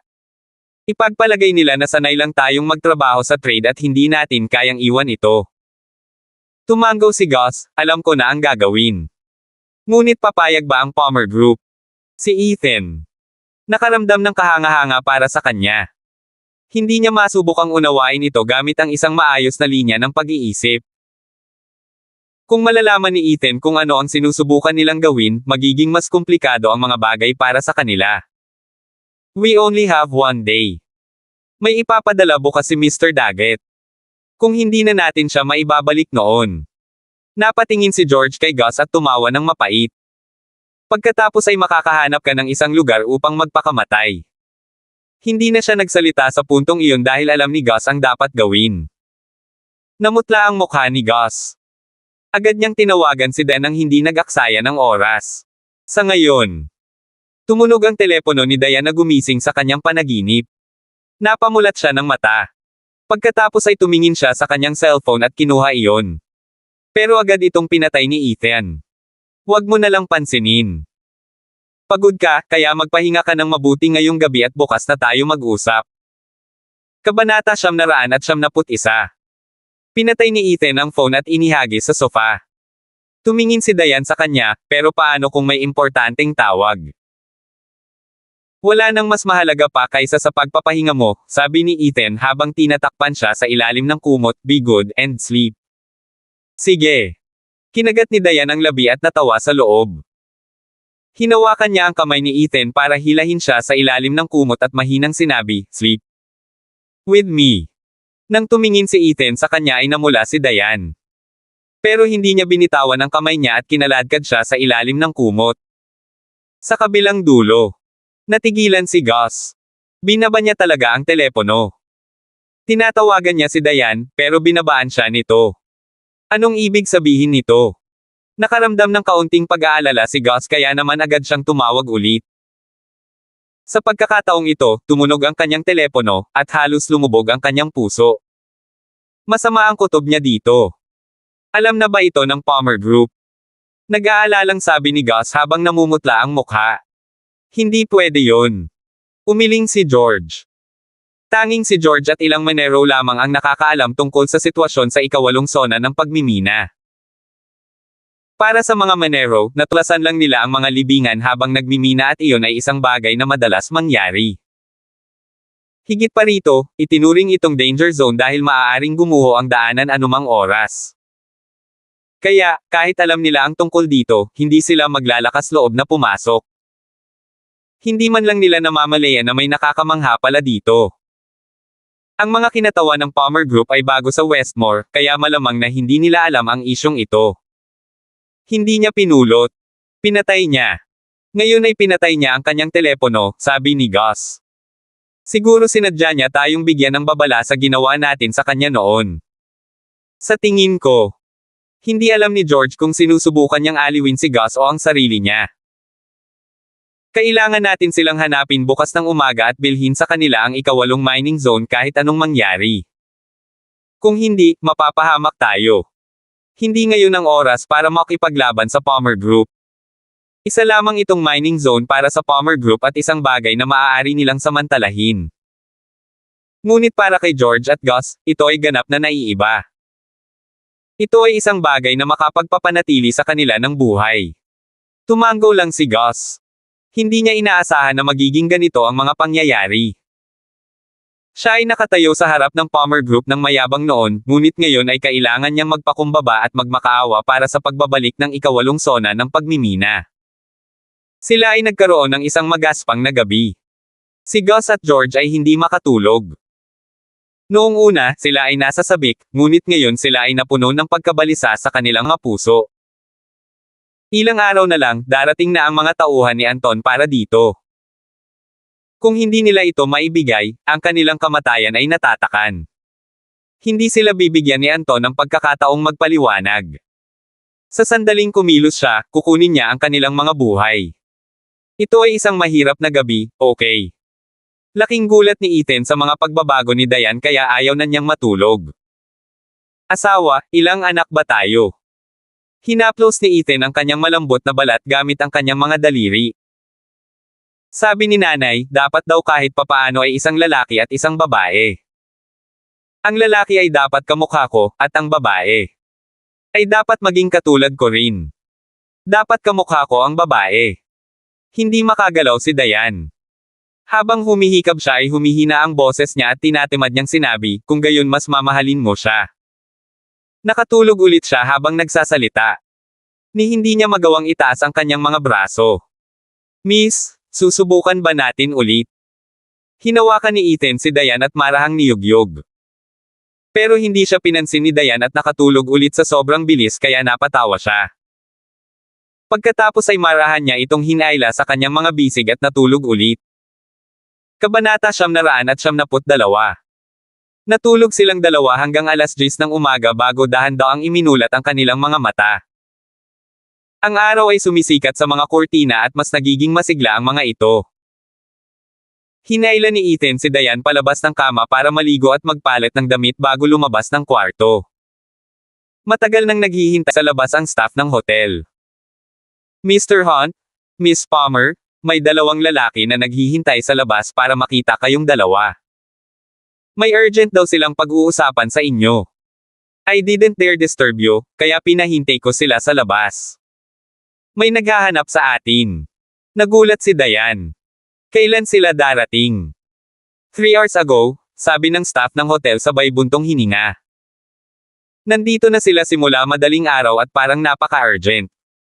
Ngunit nagutos si Ethan na huwag silang istorbohin at binigyan ng staff ng hotel ng isang balumbon ng tip money gaya ng sinabi niya. Kaya naman sineryoso niya ito at pinigilan ang dalawa sa pagpasok. Ano? Nagulat si Dayan sa narinig niya. Masyado silang maagang dumating. Pagkatapos ito ay dapat na isang bagay na kagyat. Malamang sila yung tumawag sa kanya kagabi. Talagang pinaghintay niya sila ng 3 oras. Agad niyang nilabas ang kanyang cellphone at sinilip ang numerong nakalagay para makitang si Gus iyon. Natigilan siya saglit bago niya ibinigay ang telepono kay Ethan. Sila yon. Naku, maghintay pa sila ng konti, mag-aalmusal na tayo, casual na sabi ni Ethan. Agad namang tumango ang staff ng hotel, yes, Mr. Hunt. I will inform them. Nang matapos siyang magsalita ay dinala ni Ethan si Dayan sa isang restaurant para kumain habang hinihintay sila George at Gus sa lobby. Talagang hindi sila mapakali at hindi makatayo sa kanilang mga upuan. Sa halip, nagpatuloy sila sa paglalakad sa lobby at paminsan-minsan ay tumangala patingnan kung may bumaba. Pasado alas 9 na. Hindi ba dapat gising na sila ngayon? Nakita ni Gus na bumaba ang staff ng hotel at agad siyang nilapitan at tinanong, gising na ba sila? Hindi pa. Sabi ng staff ng hotel, busy sila sa pagtatrabaho at madalas nagsusunog ng midnight oil. Normal lang sa kanila ang matulog. Kaya please wait a little longer. Pagkatapos niyang magsalita, hindi niya pinansin ang iba pang tanong nila sa kanya at tumalikod na para umalis. Ginoo napaka-generous ni Hunt na kahit ginagawa lang niya ang kanyang trabaho, binigyan niya siya ng $10,000 tip. Sa halip, humingi na lang ng tulong ang dalawa nang hindi nagpasalamat. Sino ang hahayaang magtanong pa sila? Lalong nag-alala si George. Kahit bata pa sila, I don't think they would sleep this late. It's almost 10 in the morning. Galit niyang sinulyapan ang oras. Malamang papunta na ang mga tauhan ni Mr. Daggett. Kung hindi natin babawiin ang 8th mining zone, magdudulot ito ng gulo. Kumunat ang noo ni Gus. Sigurado siyang kusa siyang iniiwasan ni Dayan. Dahil wala silang alam sa sitwasyon ng 8th mining zone, malamang ay binigyan siya ng masamang ugali dahil sa pang-iinsulto niya kahapon. Huwag kang mag-alala. Makakabalik tayo sa 8th mining zone hanggat wala silang alam sa sitwasyon. Ang kailangan lang nating gawin ay ipakita sa kanila ang isang mas mabuting saloobin, sabi ni Gus. Sa mga ganitong pagkakataon, kung kailangan mong magpakumbaba, gawin mo. Kapag tapos na ang gawa, mababayaran natin sila. Tumango si George. Dahil handa sila sa pag-iisip, nagpasensya sila habang nakaupo at naghihintay sa lobby. Pareho silang siguradong lalabas ng kwarto sina Ethan at Dayan sa isang punto. Naghintay sila hanggang tanghali. Ngayon, nagugutom na sila, at walang tigil ang pag-ungol ng kanilang mga sikmura. Hihimatayin sila sa gutom at kakain ng tanghalian bago bumalik para maghintay kapag dumaan ang staff ng hotel. Sir, inimbitahan ka ni Mr. Hunt na umakyat. Sabi niya ngayon lang daw siya may oras sa'yo at hindi ka na niya makikita mamaya. Natigilan sina George at Gus. Inilagay nila ang kanilang mga kamay sa kanilang mga tiyan at isinumpa sa kanilang mga puso. Ngunit patuloy silang nakangiti at nagsasabing, malapit na tayo. Malapit na tayo. Kabanata 973. Gutom na gutom sina George at Gus ngunit hindi na sila naglakas loob pa. Paano kung magalit si Ethan at tumanggi na ibenta sa kanila ang 8th mining zone? Tapos na sila. Ito ay hindi na isang bagay ng tubo o katayuan, ngunit isang bagay ng kaligtasan. Grabe ang kahihinatnan ng panloloko sa lalaking tulad ni Anton. Alam na alam ito ni George. Sinuri na niya ang mga ito bago humarap sa kanila. Alam pa nga niya kung bakit ang ilang makapangyarihang pamilya sa Hilaga ay nawala sa manipis na hangin magdamag. Kaya kahit anong galit niya, kailangan niyang tiisin. Patuloy na kumakilom ang kanilang mga tiyan habang umaakyat sila sa itaas. Nagmamadali silang dumating noong 6 AM at ayaw pa nilang mag-almusal. Ngayong tanghali na, nahihilo na sila sa gutom. Ngunit kahit na mamatay sila sa gutom, hindi sila naglakas loob na kumain ng tanghalian. Hindi na sila hinintay ni Ethan. Magkasabay na umupo sina Ethan at Diane sa itaas. Mayroong ilang mga merienda pagkatapos kumain sa mesa, at pinakain niya ito. Miss Palmer and Mr. Hunt, kumusta na kayo? Nang pumasok si Gus at nakita ang mga merienda sa mesa ay agad na nagningning ang kanyang mga mata, sorry for bothering you. Hindi umimik si George habang nakatayo sa likod ni Gus. Dahil ito ang una niyang pagkikita ni Diane, hindi nararapat na magsabi ng marami dahil maaaring magdulot ito ng pagdududa kay Ethan. Sinabi sa kanya ni Gus na si Ethan ay hindi karaniwan at hindi karaniwan. Binalaan niya ito na mag-ingat sa kanya at huwag mahulog sa kanyang mga panlilinlang. Bakit ka pupunta kung nagsisisi ka sa pag-abala sa amin? Mahinahong sabi ni Ethan. Pagkatapos ay tumahimik siya at pinaupo silang dalawa. Biglang naging awkward ang atmosphere. Medyo inis si George. Kung wala lang siya dito para magmakaawa sa kanila, binugbog na niya ang mga ito imbes na hayaang magpatuloy si Ethan sa pagsasalita. We had no choice. After thinking it through, we decided to approach Mr. Hunt and Miss Palmer with a business proposal, nakangiting-ngiti ni Gus. Hindi na siya matangkad gaya ng dati. May bahid pa ng pambabula sa kanyang pagtawa. Hindi man niya namalayan ang sarili niya, na-detect agad ito ni Ethan. Then sit down. Never say no to business, sabi ni Ethan. Pagkaupo ng dalawa ay hindi na iniwan ng kanilang mga mata ang mga merienda sa mesa. Ngunit hindi sinasadyang pinakain ni Ethan si Diane ng isa pang praso bago itinapon lahat sa basurahan. Anong business proposal ang mayroon si Mr. Hanover para sa atin? Tumingin si Diane kay Gus, I don't think there's anything more we can do together since Mr. Hanover was fired. Why don't you take the compensation and use it for retirement? I think that's a good idea. Sinabi na ni Ethan na siguradong hindi maganda ang dalawang ito. Posible pang ang mga mining company ang pinupuntirya nila kaya alerto si Diane. Ang Red Star Mining ay hindi na lamang isang kumpanya. Ito ang pag-asa at kinabukasan ng mga manggagawa. Kaya kahit anong mangyari, hindi ibibigay ni Diane. Kung may balak silang masama, hilingin niya kay Ethan na alagaan sila. Hahaha, bata pa tayo, kaya hindi pa ito ang tamang oras para magretiro, patuloy ni Gus, nakatingin kay George at nakitang tumango ito. Ito ang problema. Ito ang kasamahan ko at isa sa mga supervisor ng kumpanya, si Mr. George Dunlap. Tumango si George bilang pagsang-ayon. Nagkatinginan sina Ethan at Diane ng walang imak. Siyempre, alam nila kung sino siya. Noong kaming tatlo ay walang anuman, ang mga makapangyarihang pamilya sa Hilaga ay namuhunan sa amin at isinama ang industriya ng pagmimina ng Westmore upang lumikha ng Black Star Mining. Ito ay itinuturing na aming kabataan at isang panghabang buhay na alaala. Napabuntong hininga si Gus at nananjes, pagkatapos ibigay sa iyo ang kumpanya, pareho tayong walang laman sa ating mga puso. Kaya gusto naming makipag-usap sa Palmer Group tungkol sa pagbili ng isang bahagi ng kumpanya mula sa iyo bilang isang alaala. Kami ay napaka-flexible sa presyo, hanggat pareho kayong sumasang-ayon. Kabanata 974. Pareho kaming makakapagbigay ng maraming payo at tulong para sa pag-unlad ng kumpanya. Talagang tutulungan ka namin sa abot ng aming makakaya. Napatingin sina Gus at George kina Diane at Ethan habang naghihintay ng sagot nila. Napakaganda ng mga dahilan ni Gus na kahit ang Palmer Group ay mahihirapang tanggihan sila. At saka, walang kasing pamilyar sa Westmore. Sila ay mapatunayang kapaki-pakinabang dito. Ang iba ay sasang-ayon ng walang pag-aalinlangan. Pagkatapos ng lahat, ito ay hindi isang hindi katanggap-tanggap na sitwasyon. Kung tama ang presyo, maaari pa rin itong pag-usapan.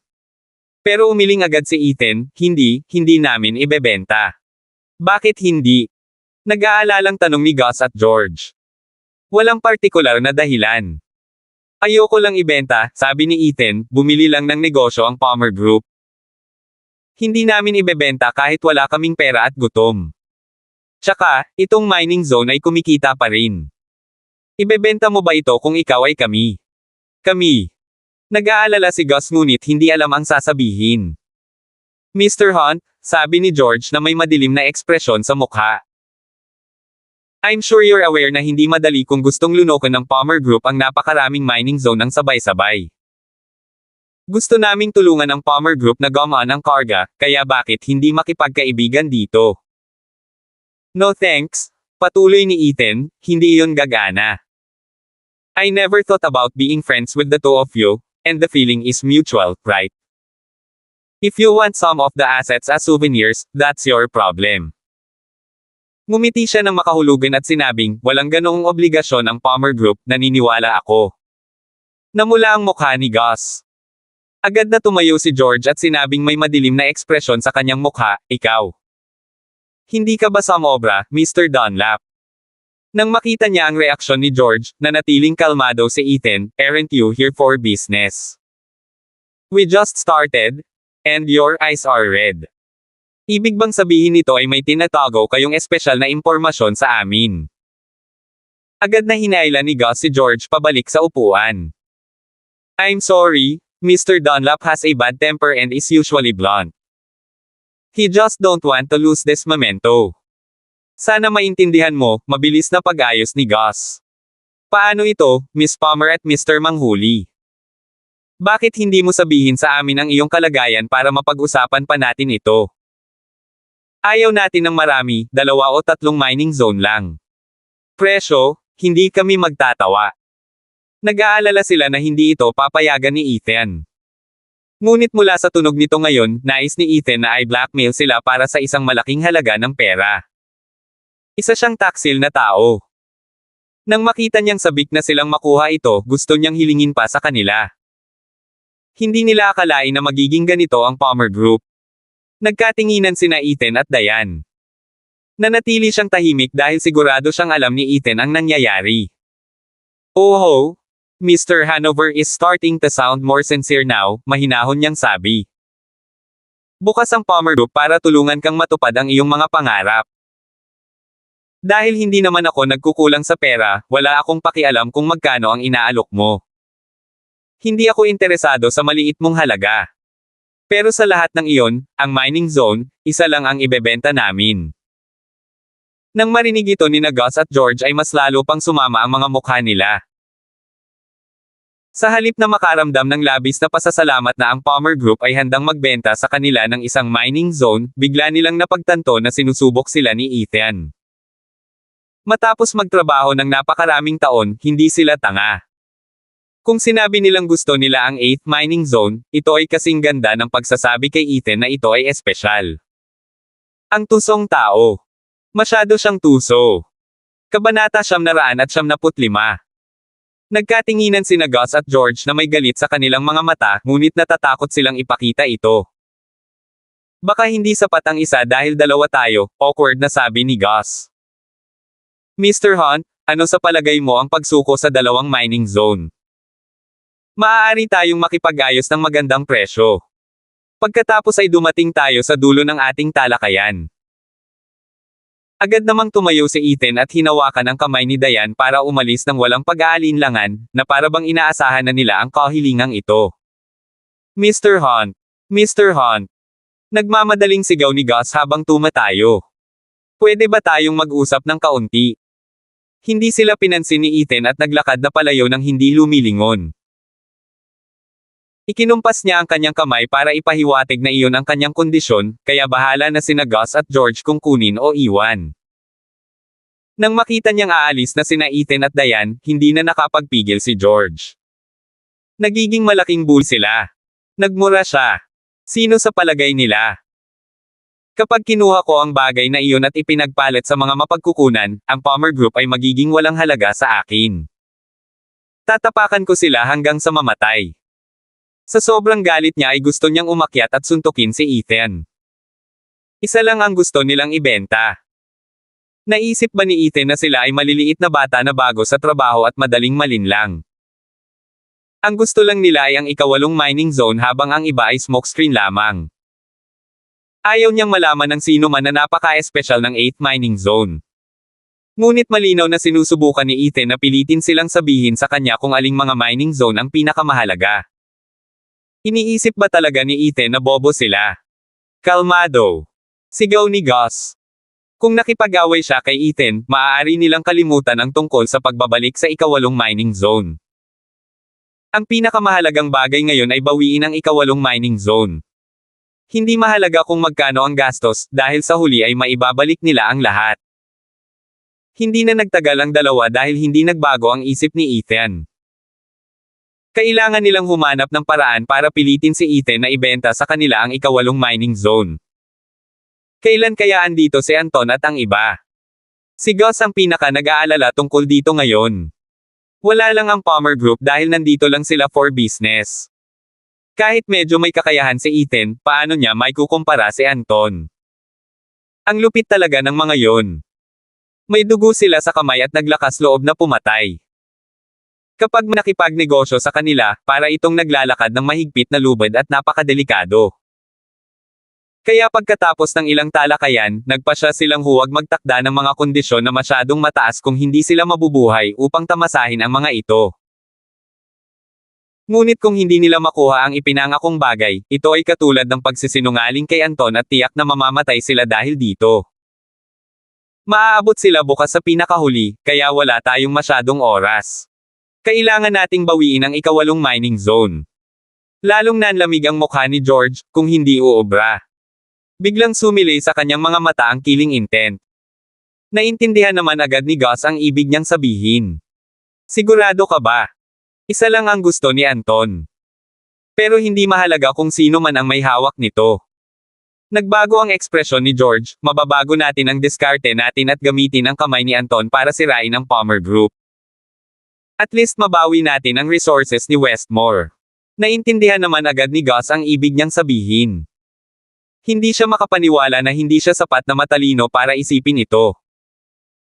Naisip niya noong una na kung ang Palmer Group ay hindi sakam at isuko ang ika-8 sona ng pagmimina, magkakaroon ng paraan para sa kanila at makukuha ng lahat ang gusto nila. Ngunit ngayon, Palmer Group ang humiling nito. Kapag nalaman ni Anton na nasa Palmer Group ang item, hihilingin nila ito sa kanila. Batay sa pangunawa ni George, si Anton at ang kanyang mga tauhan ay nagmamalasakit lamang sa mga resulta at hindi kung paano nila nakamit ang mga ito. Desidido silang makuha ang gusto nila. Kung ang Palmer Group ay nang-ahas na kalabanin sila, kamatayan lamang ang naghihintay sa kanila. Kabanata 996. Agad namang lumabas ng hotel sina Gus at George nang hindi nagsasalita. Tumayo si Ethan sa itaas at pinagmasdan ang pag-alis ng dalawa sa sasakyan at tila nagmamadali. Anong ginagawa nila? Tanong ni Diane. Hindi siya naniniwala na susubukan nilang bilhin ang ilan sa mga asset ng kumpanya dahil na-miss nila ang kumpanya. Dapat may isa pang dahilan. Hindi nila dapat maliitin ang mga tusong katulad nila. Malapit na nating malaman, mahinahong sabi ni Ethan. Kinuha niya ang cellphone niya at tinawagan si Henry. Mabilis niyang sinagot ang tawag. Ipaalam sa lahat ng mga unyon na simula ngayong hapon, lahat ng mga mining zone ay sasailalim sa mga inspection sa kaligtasan. Dapat nating suriing mabuti ang bawat lugar at alisin ang anumang panganib sa kaligtasan, sabi ni Ethan saka ibinaba ang telepono. Hindi pa rin maintindihan ni Diane. Bakit biglang hiniling ni Ethan na magsagawa ng safety inspection sa mining zone? Hindi ba ito ay karaniwang ginagawa bawat buwan? Ang kaligtasan ay numero 1 sa mining zone. Iyon ang pinakamahalagang bagay. Ngunit gumawa ng ilang hula si Ethan. Pinag-aaralan na ni Zed ang mga pahiwatig. Mayroong isang pahina ng Extreme Fist Techniques Manual sa Westmore, ngunit hindi niya malinaw kung nasaan ito. Ngunit sa paghusga sa mga reaksyon ni Gus at George, naramdaman ni Ethan na siya ay nasa isa sa mga mining zone. Hindi alintana kung gaano katuso ang mga Fox, sa tuwing nakakamit ang isang kalamangan, ang kanilang tunay na kalikasan ay mabubunyag. Kung makakahanap si Ethan ng isang pahina ng Extreme Fist Technique Manual, kung gayon ang paglalakbay na ito sa Westmore ay itinuturing na isang paglalakbay ng kasaganaan. Agad na kumalat ang utos ni Ethan sa lahat ng mining zone. Ito ang unang gawain ng bagong tatag na unyon, kaya determinado silang ibigay ang lahat at tapusin ito ng maayos. Please take this seriously, everyone. The safety of the mining zone is always number 1. Sinabi ni Mr. Hunt na kahit anong mangyari, ang buhay natin ang pinakamahalaga. Dumaan ang boses ni Henry sa loudspeaker at tila sapat na malakas upang makadaan sa isang bundok. Ang bawat isa ay dapat na magtrabaho sa isang piraso at umalis sa isang piraso. Inayos ng unyon na seryosong gampanan ng pangkat ng inspection ang mga tungkulin nito. Darating sina Ethan at Diane para mag-survey sa kanila, kaya kailangan nilang magmukhang maganda at ipakita ang kanilang positibong saloobin kay Ethan. Sa kabila ng pagiging abala sa mining zone, sila ay maayos. Lahat ay nagmamay-ari sa isyu at napakaingat. Nandito na ang sasakyan ni Ethan. Agad na tumakbo si Henry na nakangisi. Ito ang kanyang unang pagtatalaga sa unyon, kaya siya ay parehong nasa sabik at kinakabahan. Mr. Hunt. Miss Palmer. Binuksan ni Henry ang pinto at magalang silang binati. Ang lahat ba ay nagtatrabaho ng maayos? Nakangiting tanong ni Ethan. Oo, very cooperative ang lahat. Inaako ng lahat ang bagay na ito. Isa pa, bahagi na ito ng ating mga responsibilidad mula pa noong una. Mabilis na sabi ni Henry. Kailangan nilang manatiling ligtas para sa kanilang sariling kapakanan. Gusto ng lahat na makauwi ng ligtas. Ang aming mining zone ay sumasailalim sa buwan ng mga inspection para sa kaligtasan. Dati namin itong hinahawakan ng walang pakialam, ngunit ngayon gusto naming mabuhay ng sapat upang makita ang aming magandang kinabukasan. Walang gustong ma-accident. Nang marinig ito ni Diane, tumango siya, good. Everyone should have a stronger sense of safety. Kung gayon mayroon bang anumang mga panganib sa kaligtasan sa ating mining zone? Casual na tanong ni Ethan. Maliit na problema lang. Isa-isa naming inusisa at inayos. Wala na dapat malalaking problema ngayon, nakangiting sabi ni Henry. Then he suddenly remembered a problem and hesitated for a while before said, pero may danger zone na prone to mine collapse na hindi pa natin naasikaso. Kabanata 977. Ang aking pagbagsak. Nang marinig ito ni Ethan ay kumunat ang noo niya. That's a huge safety hazard. Bakit hindi mo ito asikasuhin agad? Mas gugustuhin mo bang maghintay ng aksidente bago mo gawin? Mukha siyang hindi nasisiyahan. Mabilis na paliwanag ni Henry, ito ay isang abandonadong minahan ngayon, kaya walang pinapayagang pumasok. Nang matagpuan namin ito, iniulat namin ito sa Black Star Mining. Nagpadala sila ng isang tao upang mag-imbestiga at pagkatapos ay tinatakan ang minahan. Walang sino man ang pinapayagang pumasok. Huwag kang mag-alala, Mr. Hunt. Kahit mura ang buhay natin, pinahahalagahan natin, kaya hindi tayo mangangarap, awkward niyang natatawa. Walang gustong pumasok sa isang section na prone to collapse. Buti naman kung nakatatak. Punuin natin dali para walang aksidente, ani Diane. Nais naming punan ito para sa mga kadahilan ng pangseguridad, ngunit hindi kami pinayagan ng amo ng Black Star Mining noon. Kaya't isinara na lamang namin ito at pinagbawalan ang mga tao na pumasok, medyo walang magawang sabi ni Henry. May mali na sa mine shaft na ito. Nang matuklasan nila ang problema, bumagsak na ito mula sa lahat ng pagyanig at inilibing silang buhay. Maswerte silang nakalabas ng buhay at nagsumbong sa kanilang nakatataas. Ngunit sa huli, matapos itong personal na makita ng kanilang amo, tumanggi itong punan at senaryo na lamang. Hindi naiintindihan ni Henry kung bakit pinilit nilang panatilihin ito. Walang gustong pumasok dito at minahan. Nang marinig ito ni Diane, napangiwi siya sa galit. Pero napagtanto ni Ethan na may mali. Sino sa mga amo mo yan? Tanong niya. Sa tingin ko si George. Naningkit ang mga mata ni Ethan at mabilis na pinagsama ang 2 at 2. Dumating sina George at Gus sa umaga para hanapin ito at handang magbayad ng malaking halaga para makabili ng ilang mga mining zone. Pero nang isa lang ang pinapili niya, nagalit sila at hindi tinanggap ang alok. Now that he thought about it, iisa lang talaga ang mining zone na gusto nila.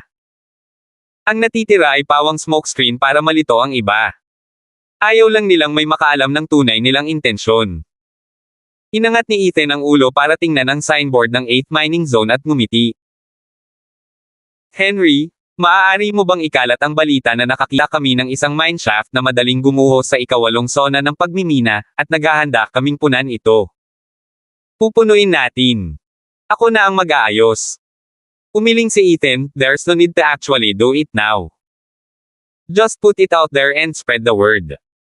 Si Henry ay hindi matalino at hindi maintindihan ang ibig sabihin ni Ethan. Ngunit gagawin niya ang sinabi ni Ethan at ipakalat ang salita nang hindi ito pinupunan. Pinuntahan niya ito para matapos kaagad.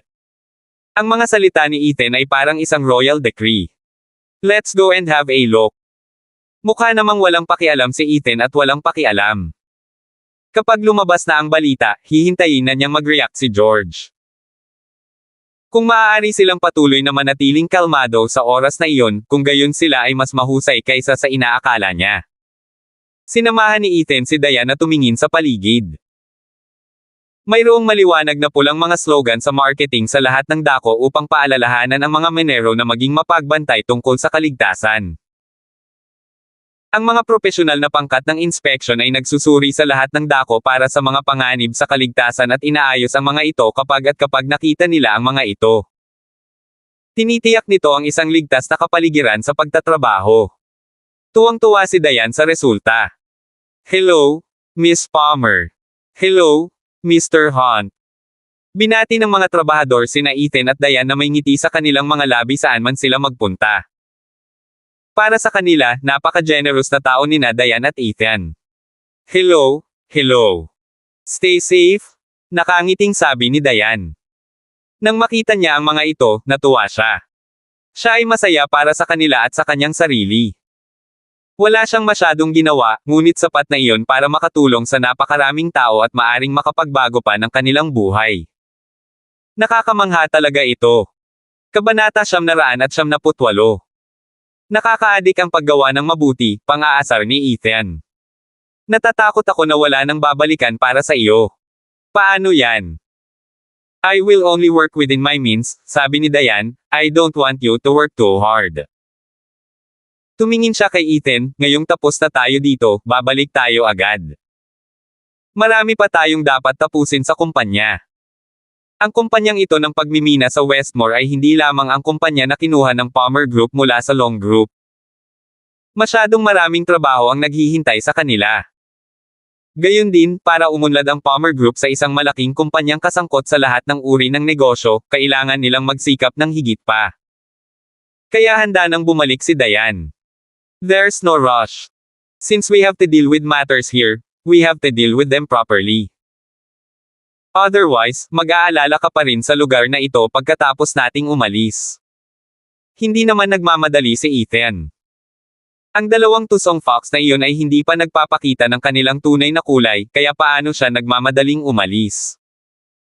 Hinawakan niya ang kamay ni Diane nang walang sinasabi at nagpatuloy sa paglalakad. Sa ngayon, nang malaman ni George ang mga inspection sa kaligtasan na nagaganap sa buong minahan ng Westmore, nagdilim ang kanyang ekspresyon. Lahat ng mga minahan nagsasagawa ng mga inspeksyon sa kaligtasan upang maalis ang mga panganib sa kaligtasan sa ngayon, sabi ni Gus habang patuloy na tumatapik sa mesa. Nabalitaan ko lang na nakakita sila ng mine hole na prone to collapse sa 8th Mining District, at naghahanda na silang punan ito. Sa tingin mo, may gagawin si Ethan. Nababaliw na siya sa galit. Bago nila mabawi ang 8th Mining Zone, lumipat muna si Ethan. Magkakaproblema sila kung mapupuno ang baras ng minahan. Paano nila kukunin ang mga paninda at ikalakal kay Anton? Gagamitin ba nila ang kanilang buhay sa halip? May madilim na ekspresyon sa mukha ni George. Hindi ba't kasalanan mo ang lahat? Nagmura siya. Hindi ako mahihirapan sa lahat ng ito kung hindi dahil sa katangahan mo. Kung bumagsak ang baras sa proseso ng pagpuno ng baras ng minahan, magiging mahirap na mahanap muli ang libingan. Tapos pagdating ni Anton, ano ang gagamitin niya sa pangangalakal? Napakawalang kwenta ng katalinuhan ni Gus. Walang lakas ng loob na magsalita si Gus nang iwagwag ni George ang daliri sa kanya. Nasa iisang bangka sila ngayon. Kung hindi nila mabawi ang ikawalong sona ng pagmimina, dapat silang dalawa ang mamatay. Walang kwentang sabihin ngayon. Kung gayon ano ang dapat nating gawin ngayon? Sabi ni Gus, gusto mo bang hintayin si Ethan na mapuno ang minahan? Hindi lang nila napuno ang mga baras ng minahan o nawasak ang mga libingan kundi pinatay din sila. Wala na akong maisip na iba. Kinuha ni George ang kanyang cellphone at nag-dial ng numero. Mabilis na sumagot ang isang tao pagkatapos niyang matapos, nakatingin ng ibang tao sa bagay na gusto mo. Wala akong kapareha sa kanya, kaya kung hindi ka dumating at kunin ito kaagad, ito ay magiging kanya. Nang matapos niya ang kanyang trabaho, nagkaroon ng panandali ang katahimikan mula sa kabilang dulo bago sumili ang matinding pagpatay na aura. Who dares touch the thing I want? Maaaring kanselahin ang aming deal, at wala kang kailangang ibigay sa amin. Ngunit mangyaring kunin ang mga bagay na gusto mo. Kinagat ni George ang kanyang mga ngipin. Parang may dugong tumutulo mula sa puso niya, pero kung hindi niya ibibigay ang lahat, malamang maaga o huli ay mamatay na siya. Ito ay nasa ikawalong mining zone ng Red Star Mining at makikita mo ito sa sementeryo sa isa sa mga mining shaft. Mahanap mo man o hindi, depende sa kakayahan mo. Pero gawin mo sa lalong madaling panahon, baka mawala. Nang matapos siyang magsalita ay agad niyang ibinaba ang telepono. Ang kanyang mukha ay ganap na namutla. Kabanata 999. Ngayon na ang mga bagay ay dumating sa yugtong ito ay lampas sa kontrol ni George. Ang tanging paraan para agawin ang ikawalong sona ng pagmimina mula sa Palmer Group ay ang hayaang kumilos si Anton laban sa Palmer Group. Pagkatapos ay makukuha nilang lahat ang gusto nila. Pinipigilan ng Palmer Group si Anton na makuha ang gusto niya, kaya hindi sila papakawalan ni Anton ng madali. Kapag ang Palmer Group ay nabura, Westmore ay magiging kanila muli. Are you positive na ginawa mo yun? Sabi ni Gus na medyo nag-aalala. Kung gayon mayroon ka bang mas mahusay na ideya? Malungkot na sabi ni George. We could get more. But even in best case scenario now, babalik na lang tayo sa kung saan tayo nagsimula. Ang maganda lang ay nasa kulungan si Dessel, so we just have to split 2 ways, not 3. Ngayon na. May masamang ekspresyon sa mukha niya. Parang pamilyar ito at kinilig si Gus. Dati, hinahati nila ang kanilang kita sa 3 paraan, ngunit ngayon ay silang 2 na lang. Gusto ba ni George ang lahat para sa kanyang sarili? Papatayin ba siya ni George dahil doon? Tumibok ang puso ni Gus. Agad siyang nabalisa nang sumagi sa kanya ang isiping ito. Okay now, just do your job and don't make any mistake. If everything works out, we still have a chance. Malamig na sabi ni George na may masamang tingin sa mga mata. Oo, naiintindihan ko. Hindi na naglakas loob na magsalita pa si Gus. Bigla siyang tinakot ni George. Sa ngayon, magagawa lang niya ang hiling ni George. Wala naman siyang mababago kahit ano. Ethan. Tuso talaga. Malamig na ngumiti si George, minili pa rin kita. Kung hindi dahil kay Ethan, hindi magiging komplikado ang mga pangyayari. Maaari silang magpalitan ng higit pang mga bagay bilang kapalit at hindi na kailangang maamo na humingi ng tulong kay Anton ngayon. Dahil humihingi ng gulo ang Palmer Group, hindi siya papayag sa kanila. Pagkatapos tawagan ni George, umalis siya para gumawa ng iba pang bagay. Naniniwala siya na kapag kumilos na si Anton, hindi na makakatuloy ang Palmer Group sa Westmore. Baka mawalan pa ng buhay si Ethan. Handa na si Gus na magsimula ng bagong kumpanya. Sa sandaling ang Palmer Group ay lumabas sa Westmore, ang sona ng pagmimina ay nanatili sa kanilang mga kamay at ang tanging pagkakaiba ay ang kanilang mga mapagkukunang pinansyal. Sa nakaraan, maaari silang umasa sa mga makapangyarihang pamilya sa hilagang para sa mga pondo. Ngayon kailangan nilang umasa sa kanilang sarili. May iba pang plano si George para sa kanyang sarili. Si Westmore lamang ay hindi na sapat upang masiyahan ang kanyang walang sawang gana. Nais niyang kontrolin ang buong hilagang kanlurang distrito. Ito ang tamang panahon ngayon. Kasabay nito, ang lahat ng mga minahan sa Westmore ay sumasailalim sa mga inspeksyon sa kaligtasan. Ang lahat ay mas seryoso kaysa dati. Ang ikawalong zone ng pagmimina sa partikular, ay itinuturing na ngayon ang benchmark para sa lahat ng iba pang mga zone.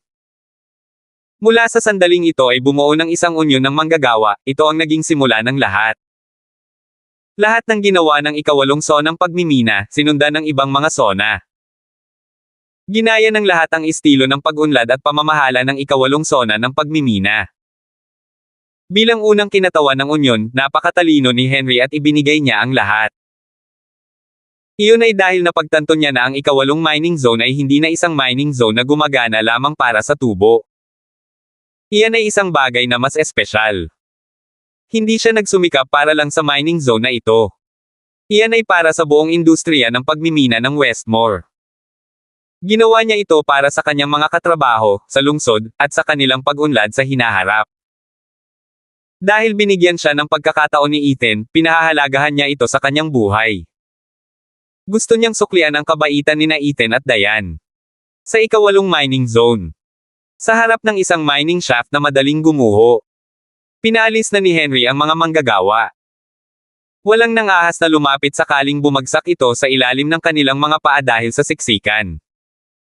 Itago ang iyong distansya, lahat. Sigaw ni Henry sa loudspeaker habang pinapaalalahanan ang ilang natitirang manggagawa na maging alerto para sa kanilang kaligtasan. Kabanata 1000. Sinabihan siya ni Ethan na kumilos, kaya alam niyang kailangan niyang gawin itong parang totoo hanggat maaari. Kumuha pa siya ng ilang mabibigat na sasakyan para paghandaan ang pagpuno ng baras ng pagmimina ng konkrito. Mr. Hunt, I ordered 6 heavy lifting vehicles and around 50 cubic meters of concrete, mahinang sabi ni Henry habang naglalakad palapit kay Ethan. Kung pupunuin natin ito ng totoo, hindi ito magiging sapat. Hindi niya alam kung gusto ba talaga ni Ethan na punan ang butas na iyon o hindi. Ngunit dahil umabot na siya sa pag-arte, kung gusto nilang maging mas makatotohanan, kailangan nilang gawin ito ng totoo. Pagkatapos ay humingi ng ilang mga sasakyan na dumating kaagad, sabi ni Ethan ng mahinahon. Kung gusto nilang kumilos, kailangang makatotohanan. Paano niya sila malilinlang kung hindi ito sapat na makatotohanan? Sige. Diretsyong sagot ni Henry. Teka, tawag ulit ni Ethan sa kanya. Pumulot ka ng prutas habang papunta ka at ipadala mo sa asawa ko. Kailangan niyang ituloy ang pagkain, kung hindi, madali siyang maging patpat. Siyempre. Nakangiting sabi ni Henry habang tumatango.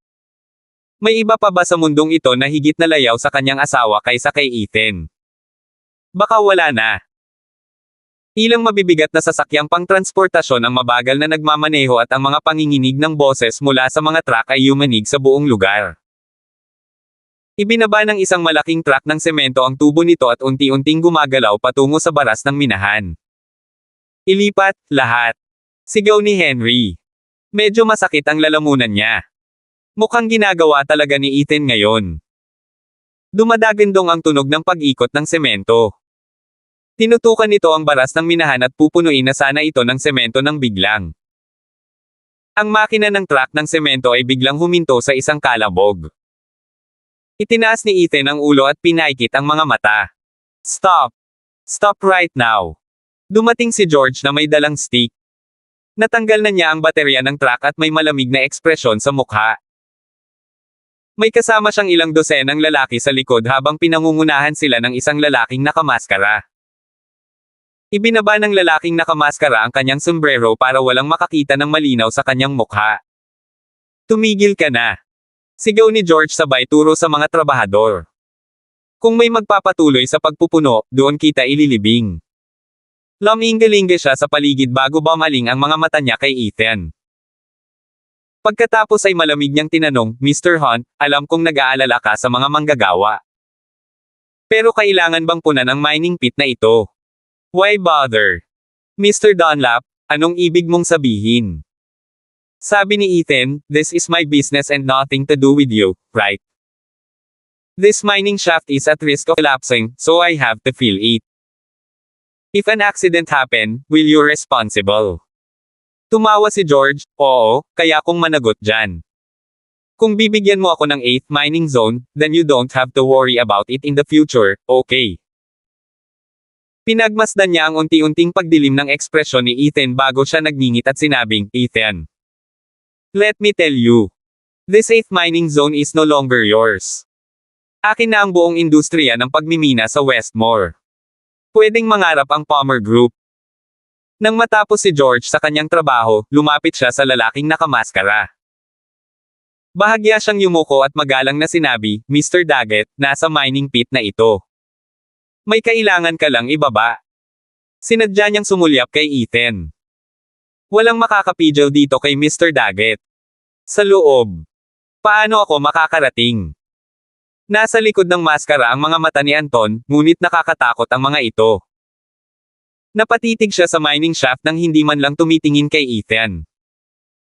Dahil malamang na bumagsak ito, walang paraan na makapasok siya. Ngunit kung hindi, sino pa ang maaaring pumasok at dalhin ito ng ligtas? Ngumiti ng masama si George nang mapunta ang mga mata sa mga trabahador sa likod ni Ethan. Mr. Daggett, ang daming trabahador dito. Very experienced na silang lahat sa ganitong mining pit na prone to collapse. Walang magiging problema. Salamat po at sinamahan niyo ako dito. God bless po sa lahat mga idol.